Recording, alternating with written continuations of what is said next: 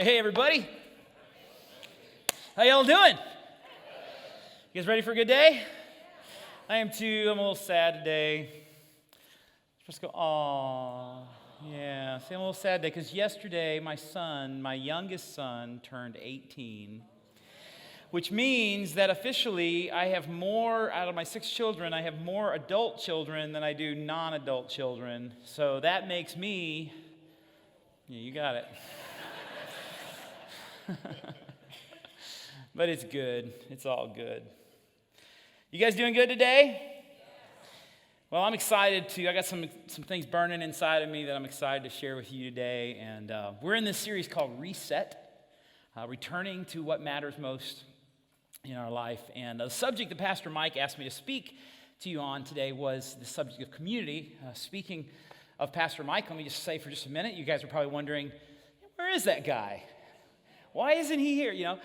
So Mike is actually up at Fort Wilderness with our men's at the men's retreat. He's preaching 4 times this weekend, so we asked that you would pray for him and that the men would have just a great experience up at Fort. Also, our young people, our student leaders, which is pretty cool. When you say student leaders, there's a lot of youth groups that have a lot of leaders. But our group has a lot of student leaders as well, and raising those guys up. And they're off getting ready for the fall. And there's some exciting things happen. The other day I was talking to Pastor John, and he said that at the junior high welcome night, they had the largest group of new junior hires they've ever had in the history of 7. So that's kind of cool, right? Yeah, it's neat. It's neat to see that. And then also the last couple of weeks actually, we've had record numbers down in NB Kids as well. So pray for our volunteers in our children's ministry, because what that means actually is that when we have more kids, we really need more adults down there. So if you have a heart for kids, in fact, there's something that's happening tomorrow night. All of our volunteers and our NB Kids staff and myself and Pastor Mike and Pastor Ingrid, we're all going to be getting together tomorrow evening at 6:30 and kind of doing an NB Kids vision night. And so if you have a desire maybe to work with kids, you've been thinking about that, maybe you like to get involved, I would just like to personally invite you to come and be a part of that. You don't have to sign up for anything, but just come and just kind of hear what it's all about and where we're headed, and we would love to have you there as well. So whenever I start to study and think about a subject, I always begin with 3 questions. The first question that I ask is, why does this subject matter to God? Like, why does he care about this? Why does God care? And then I ask another question. Why does this subject matter to you, to the people that I'm going to talk to? Because that's kind of important, because if you don't care about it, you probably won't listen, right? And then also I ask a third question. I say, why does this subject matter to me? And as I've been thinking the last couple of weeks about this idea of community, I couldn't help but just return to this reality that this community is so special to me. In February, the Stilo family will have been in this community for 10 years. Isn't that cool? That's cool to me. Yeah. And thanks, one person's happy. Yeah, I feel the same way. Thank you. I love you too. To be in a community for a decade, that may not be a big deal to you. I know most of you, when I first moved here, I was in small groups, and we'd always go around the room at the beginning and say, hey, where y'all from? Where y'all from? And almost every group was like, well, we're from here. Except they didn't talk like a Southerner. They were like, it's more like, Dare, we're from here, Dare, or or something. I don't know, But yeah, so it was like everybody's from here. But for us, we moved around a lot as a young family, and when we moved here, we moved far away from our family and from grandparents and everything, and to find a community where we have done life with you and you have done life with us. And we now have not just a couple grandparents, we got a bunch of grandparents, and we got a bunch of friends, and it's just a family, and it has meant the world to us. It really has. And it's a gift. And really to say that we have been in a community for a decade almost doesn't seem, it's just so succinct and simple. And there's nothing there's nothing succinct and simple about being in a community. That little phrase represents every interaction, every moment of relationship. It's every time that we experienced relationship together. That little phrase, in community, means a lot. It packs a punch. It's every conversation in the lobby. It's every phone call. It's every moment of joy and every moment of laughter when we were goofing around. You know, I think about, like, you guys don't get to see all this, but if you join our tech team, you would. We are back here in this green room, and I'm telling you, you ask any tech team, it's kind of crazy. It's just nuts. We just have a ball. We're just having fun. Yeah, that's what it's about. It's every moment of serving someone or being served by someone. It's every investment of time. Every time you chose to make an investment. Every resource that was given or received. It's watching and allowing our children to grow up and not tripping them when they're running through the hallways, right? Participation in community takes a lot of patience. There's a lot of grace. There's mistakes made. We step on each other sometimes. It's apologies that are offered. It's sitting with each other during times where we are just going through the deepest waters. We don't know what to do. We feel like we're about to drown, but somebody sits with us and holds us up. Community. It's about births and deaths, funerals and weddings. It's every moment where we don't say anything. We just sit in solidarity with one another, and it's good. And every hug. When we talk about community, this little phrase, in community, this little trite phrase it's not just sentimentality. Community, our life together, is a sacred and beautiful gift that really, at its core, is what our life is really, it's what makes life worth living, isn't it? This is what we talk about when we talk about community. So, can I just say, for nearly a decade of doing life with you, on behalf of the Steele family, just thank you. Thank you for allowing us to be here, and we're not planning on going anywhere. We love it here. This is our home. This is our family. Thank you. See, I paid her to do that. No, thank you. I really do feel the same way. So, what I just described really describes why community is important to us, right? But I also want to take a minute now and answer that last question a little bit, talk about it, that why does community matter to God? Because community matters to God because community is a reflection of God's glory. Now, what does that mean, right? That's one of those things that we say in church. Community is a reflection of God's glory. Well, good. What does that even mean? I want to talk a little bit today about what that means. And I want to go back and I want to talk about a word that we talked about a while back, but you may or not have been here, so I want to revisit this word because it's really relevant to what we're talking about. The word glory, when we talk about glory, in the English is the English translation of the Hebrew word kavod. Everyone say kavod. Kavod means to have weight and worth. Now, just a few moments ago, I was walking through the different nuances of community and why community matters to me and really why it matters to us. And as I was talking about that, I was looking in some of your faces, and some of you were getting a little misty-eyed. Some of you were going, oh yeah, yep, Because something deep within your bones when we talk about community feels some kind of a very real weight. Right? That weight, that feeling that we feel deep in our bones, knowing that community is sacred, is a tangible, experiential expression of the glory of God. what you experienced in that moment is what we're talking about when we talk about glory. Every moment of life that we spend together with our families, with our friends at the baseball field, when we're watching our little leaguers play, when we're sitting in a life group and we're talking about our life and we're laughing and we're sharing, when we're serving on a team here at church, when we're at the bowling alley and we're just having fun and making fun of the way that person just bowled.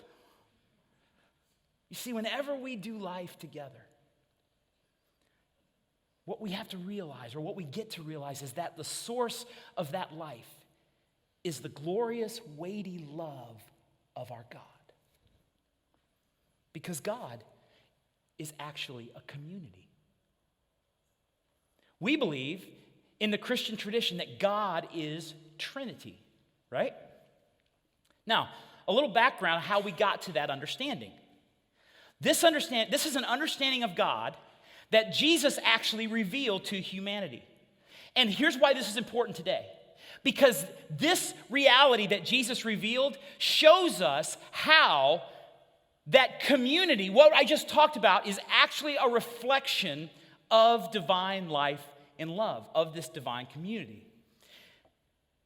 Now, this is relevant because up to the point that Jesus showed up, the Jewish people, they were like us. They believed in one God and creator of all, right? But then Jesus comes along and he introduces for the first time ever anywhere the idea that God is one but exists in three distinct persons: Father, Son, Holy Spirit, a loving community that exists in perfect union. Now, why is this important? Because this actually explained a mystery. This explained how that God could be love. Because how could one divine being that is the source of everything before anything is created, that God exists, how could something that is one divine being actually be love when love is a reciprocal reality? How could that be? And Jesus comes along and reveals the Trinity, and all of a sudden it's like, oh, that's how this works. Jesus reveals that there is a communal aspect to God's very being. One of the ways he talks about this is in John 14:11. Now, pay attention to that word in. Remember a minute ago when I just said to you, I said we talk about in community, that packs a big punch. Think about that word in as we read this verse. Let's read it together. I am in the Father, and the Father is in me. Now, when Jesus says I'm in the Father and the Father is in me, he's not just talking about being a member of something. He's talking about participating in something beautiful and wonderful that's at the core of our existence. It's referring to this communal life.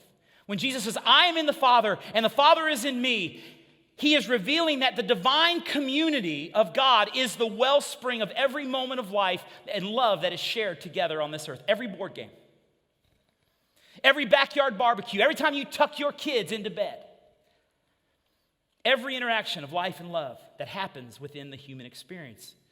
Because community, this life that we live together, is a reflection of the glory of this divine community. Now, sometimes people say, and I understand, people will say this. They'll say, God just doesn't seem very real to me. It's only because we don't realize how much of our life, how much of our everyday interactions that we experience every day is the glorious revelation of our God. It is a gift. Here's the thing. You know that God didn't have to give that away. He didn't have to. But he did. Because God is love. You see, there is no family. There is no relationships. There is no community.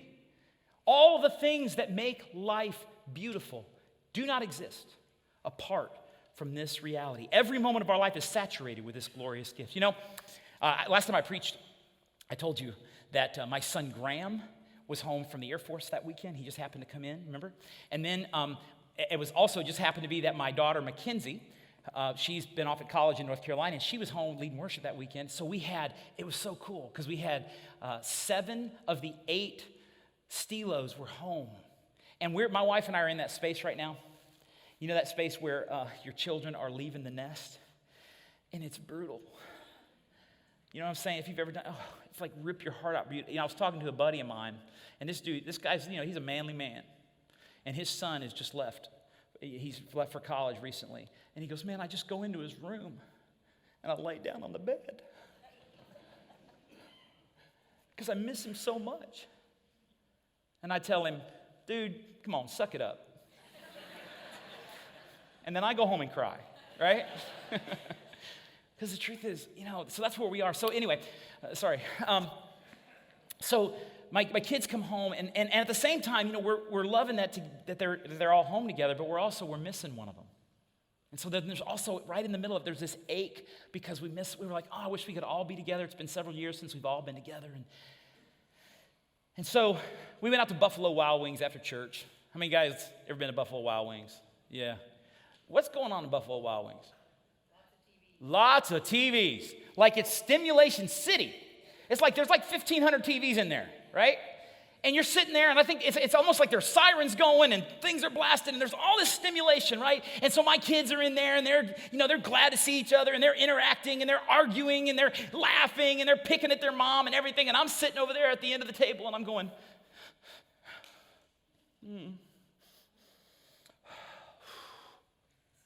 And they're looking at me, Dad, you okay? I'm like, yeah, I'm good, good. Because something in me knows this is precious. That in a couple of hours, we're going to go our separate ways again. And this moment is filled with glory. We went home after that, and we all got our comfy clothes on. We got a sectional at our house, and so all 7 of us got on the sectional.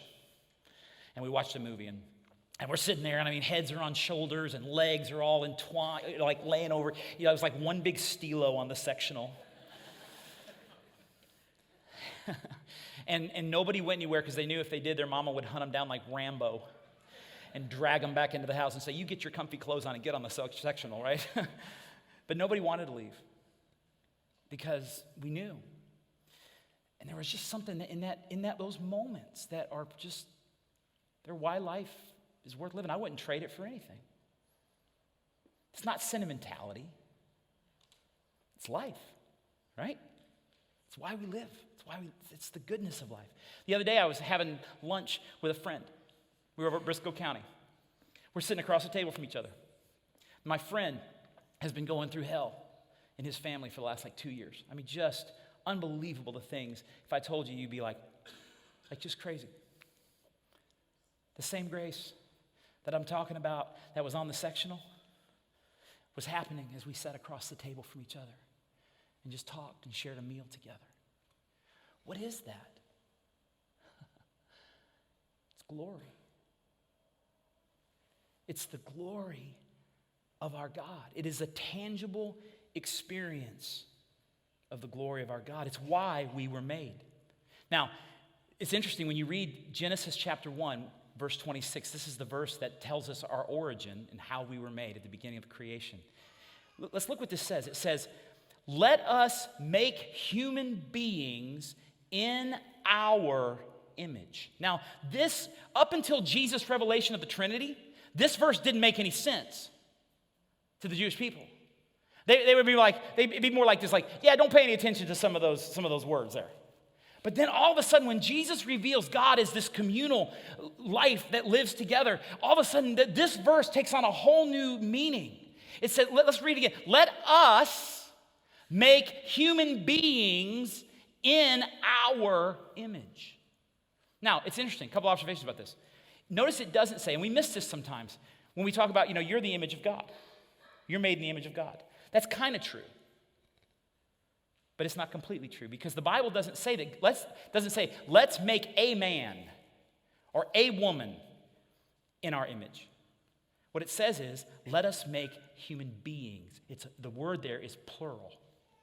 So it's not that you individually are the image of God. We together are the image of our God. That's what community is. Every time we love each other, every time we do life together, we are experiencing the beautiful, glorious gift of community that is a reflection of something even more beautiful than what we're experiencing. Isn't that cool? Community is a reflection of God's glory. Community is also a mystery.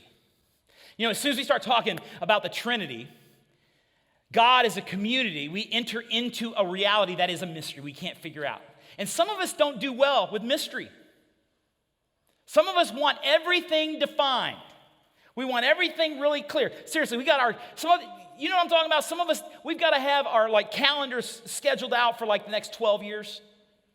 You know what I'm talking about? You got one of those in your family that's just organized, and they don't do well with mystery. Mystery makes us nervous. And the mystery of the Trinity has never been figured out. You can't figure it out. I read a lot about it as I was preparing for this message, and there's all these people that using these metaphors for the Trinity, and it's the Trinity is like an egg. But God is not like an egg, okay? We can't do it. We can't figure this mystery out, and that makes us nervous. But you know what I think? I'll tell you what I think. Listen, I think that mystery is actually a part of the way it's supposed to be. And that's not just a cop-out. I really, truly believe, and I'll tell you why. One reason that I know that mystery is supposed to be a part of our lives together is that I'm married. Let me let that sit on you for just a second because you're a little bit asleep. You're probably thinking, is he going to get done in time for the game? I know what you're thinking. Maybe, if y'all behave. If y'all give me a little more of that, there you go. All right. Where was I? I have no idea. Married. That's right. Married. Listen, I've been married for 26 years. Man, she's my darling. She's my best friend. We've been through it. We've been through it thick and thin with 6 children, raising 6 children. And I still look at her after 26 years of marriage, and I look at her and I go, just sometimes, I look at her and I go, there's something wrong with you, girl. I'm a little touched, you know. And she looks at me, and she hears me talk, and she goes, he's a flipping idiot. I really think there's a problem with that guy, right? Seriously, there's a mystery in relationship. Anybody know what I'm talking about? Anybody got their spouse figured out? Don't tell me that you do, because if you do, I'm going to make you go to counseling. You're who they talk about in counseling, okay, if you say that. Listen, I got 6 kids. My 6 kids are loaded with mystery. Seriously. They're all beautifully, I'm serious, none of them are alike. They're all just unique. Their personalities are all different. There's not one of them that's alike. And they're loaded with mystery. I don't know half of why they do what they do. They drive me insane. I'm like, you were standing on what? You did what? Have you lost your mind? Right? Anybody got teenagers?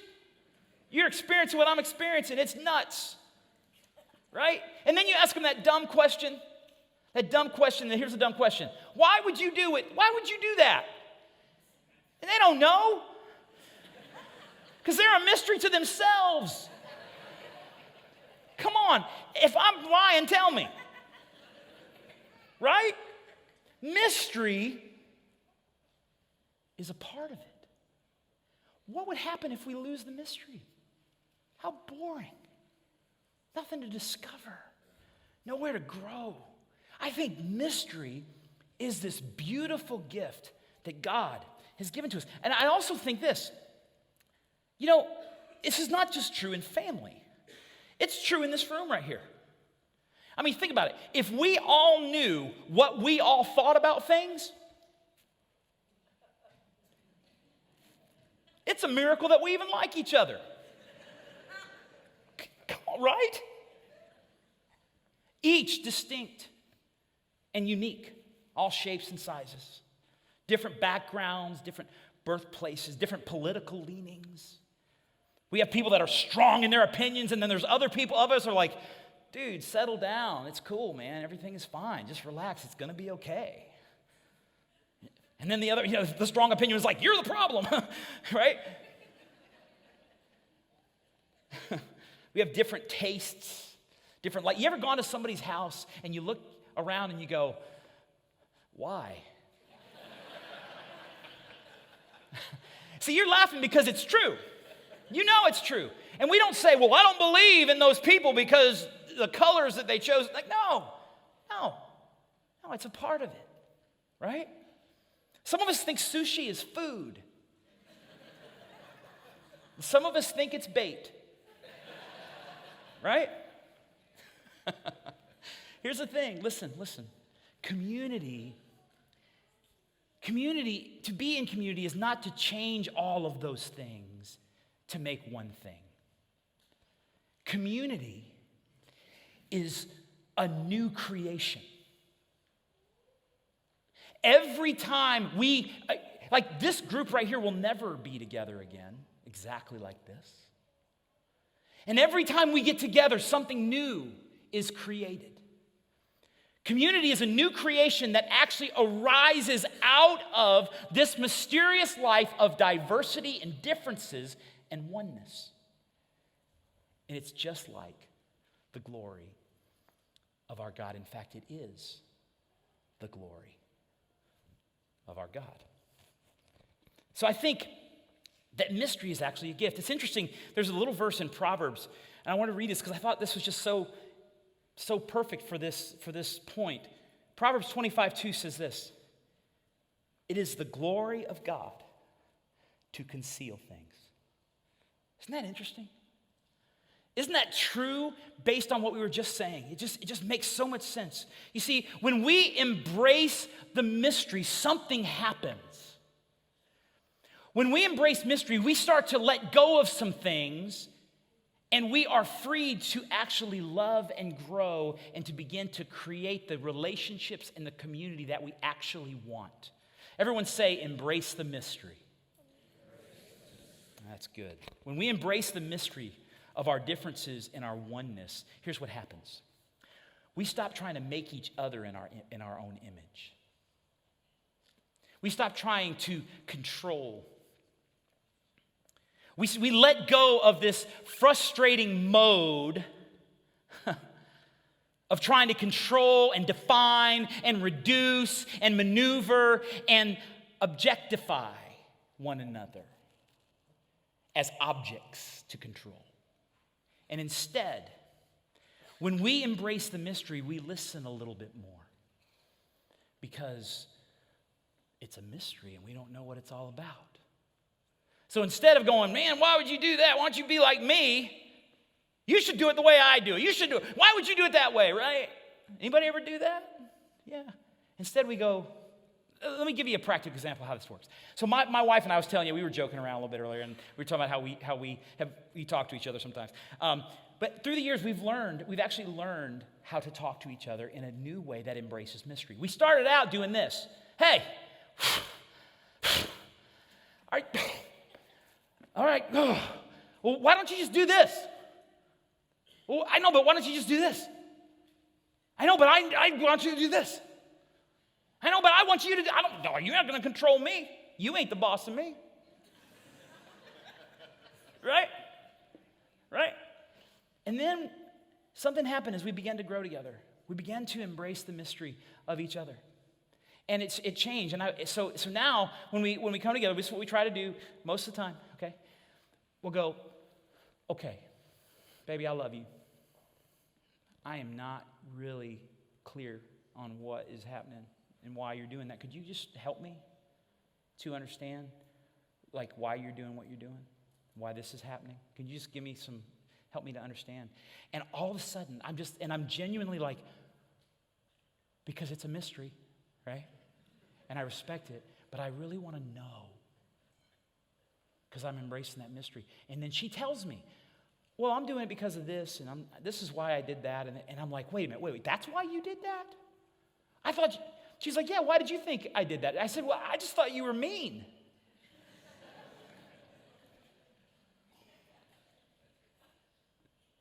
You see, when we embrace the mystery, we stop trying to control each other's stories, and we enter into those stories together. Because mystery is a gift from God. Community is a reflection of God's glory. Community is a mystery of our diversity and our oneness. And then finally, community is about participation. You know, the early church had a way to describe this participation of what we've been talking about in the divine community. They called it perichoresis. Everyone say perichoresis. Very good. That's a hard word to say. You did it very well. Peri meaning around, and chorene, where we get the word choreograph from, means to move forward. So the theologians call this activity of participation between the Godhead, God the Father, God the Son, God the Holy Spirit, they call it the divine dance. That there is an active participation. And by the way, that dance is what we've been talking about this whole time. It's what we experience every single day. But God, because God doesn't just keep this generous, abundant love to himself, the triune God through Jesus invites us into this dance. This is what love is. When we love each other, we are living in the dance. This is what he meant when he said in John 14:20, look, read it together, I am in the Father, you are in me, and I am in you. Jesus is giving us a vision that wakes us up to what really matters most, to his presence with us. This vision is about God participating with us and us participating with God. Now, this is important because sometimes we can miss out and think we know God. But it's a different kind of knowing that God is calling us into. Sometimes we think that knowing God is just simply kind of being close to community. Where we're just kind of there almost as like we show up, we're a consumer, or we go into a relationship and we're just there to get what we want, and we're not really participating in the community. We're just kind of a consumer of it. And listen, that is no more a reality of knowing than if I go to the gym, it makes me an athlete. You see, vicinity is not what we're talking about when we talk about knowing God. Now listen, don't get me wrong. In the context of church, if you say, well, Dean, I just got here, man. I don't know what you're talking about, right?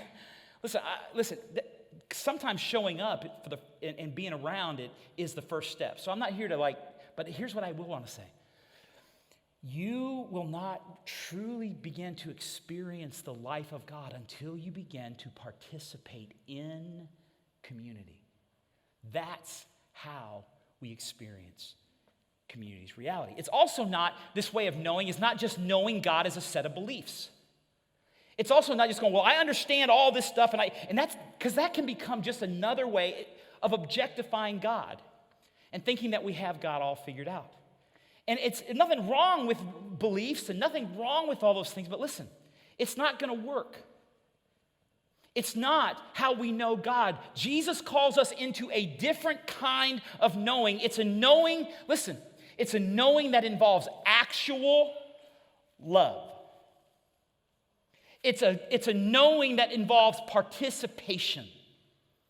It's a flow of life. 1 John chapter 4, verse 7 and 8. Let's read it together. Dear friends, let us love one another, for love comes from God. Everyone who loves has been born of God and knows God. And anyone who does not love does not know God, for God is love. Now, when John says anyone who does not love does not know God, John is not talking about being a member or not being a member of something here. That's not what he's talking about here. It's not like if you don't put your towels in the basket, you're going to lose your gym membership. That's not what he's talking about.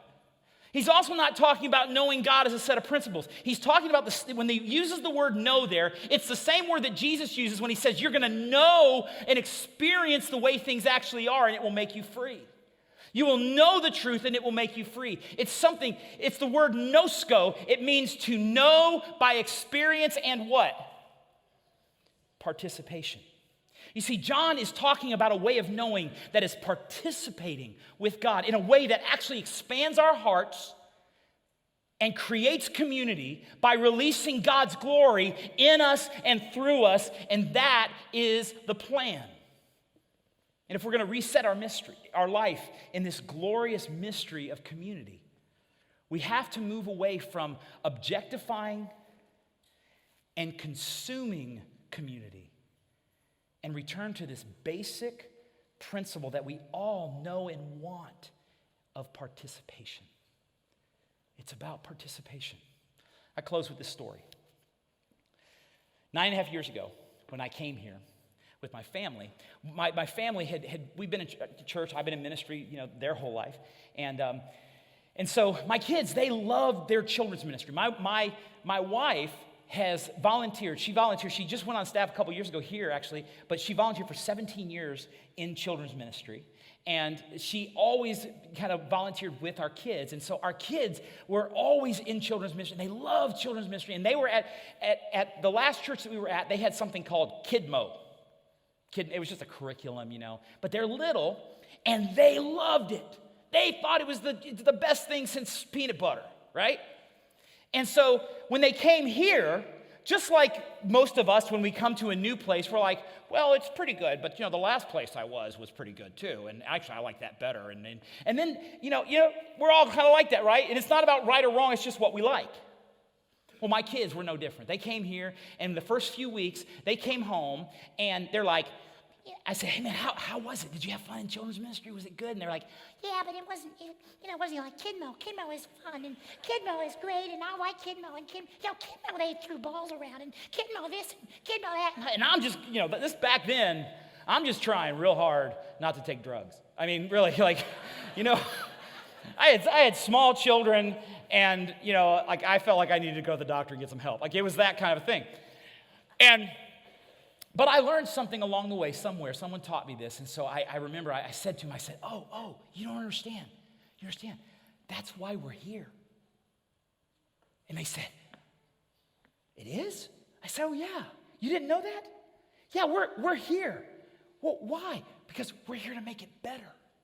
And they're like, really? I said, oh, yeah. You see, they're like, better than Kidmo? I'm like, yeah. Yeah, is it going to be like Kidmo? I said, no, it's not going to be like Kidmo. It's going to be better than Kidmo.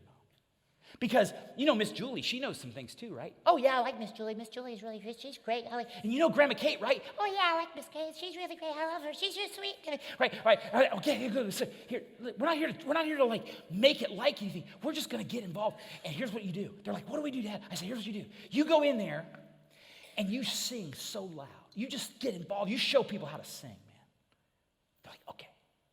I'm like, listen, when they play a game, you show them how to play a game, man. You just get in there and you do it, and what's going to happen is we're gonna make it better. I said, that's what Steelos do. We just go places, we make it better. Now listen, that's not a Steelo ego. It's rooted in this reality that I knew that as soon as they would just go in and start participating, it would change for them. As soon as they got involved, so here's what happened. A few months later, Grandma Kate. If you don't know Grandma Kate, you have missed out. Grandma Kate has been around here forever. She's just this wonderful, sweet lady. She's a pillar of our church. She's been around here forever.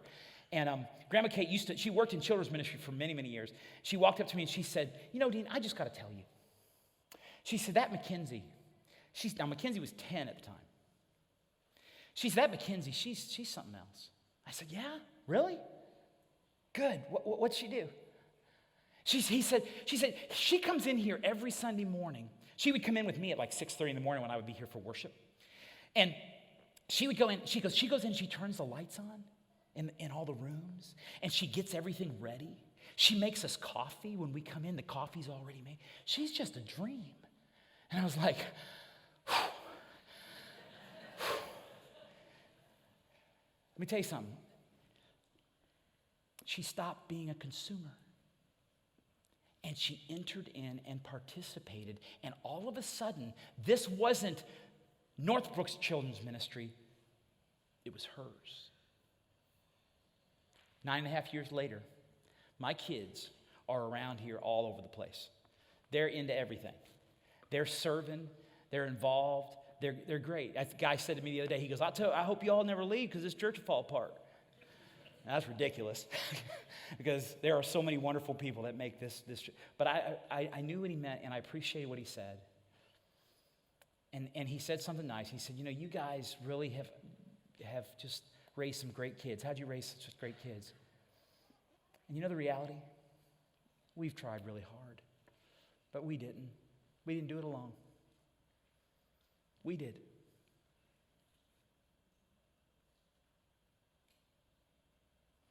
My kids, my life, my family's life has changed because of every time one of you invested in my kid's life.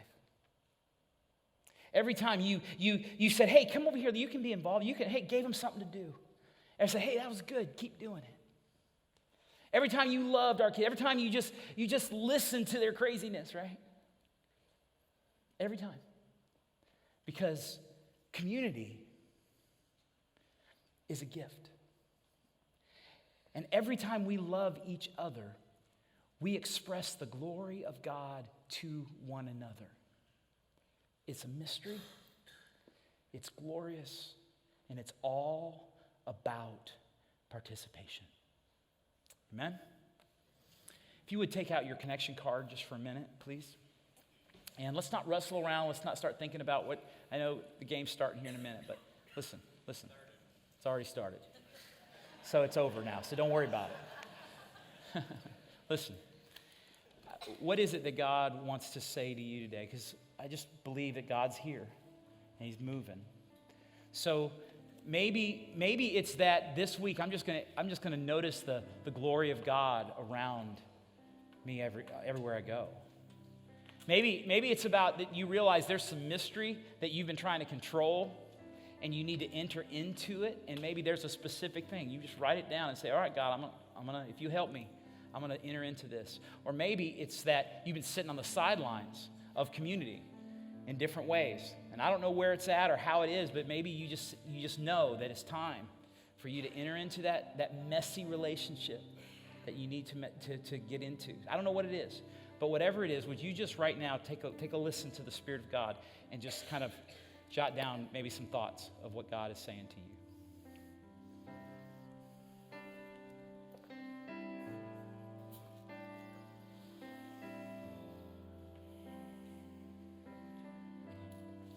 At this time, our ushers are going to come forward and they're going to take our offering. God, we thank you for this community.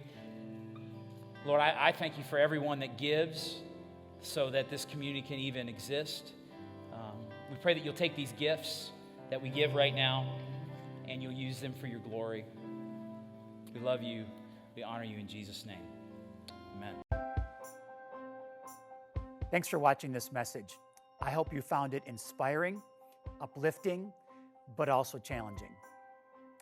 At Northbrook, we are so humbled at the many ways in which God allows us to impact our world. We count on the financial generosity of so many people to keep doing what we do. If you'd like to make a contribution to Northbrook, you can go to the menu located in the upper right-hand corner of this website, click on the Giving tab, and follow the prompts. Thanks again in advance for your generosity.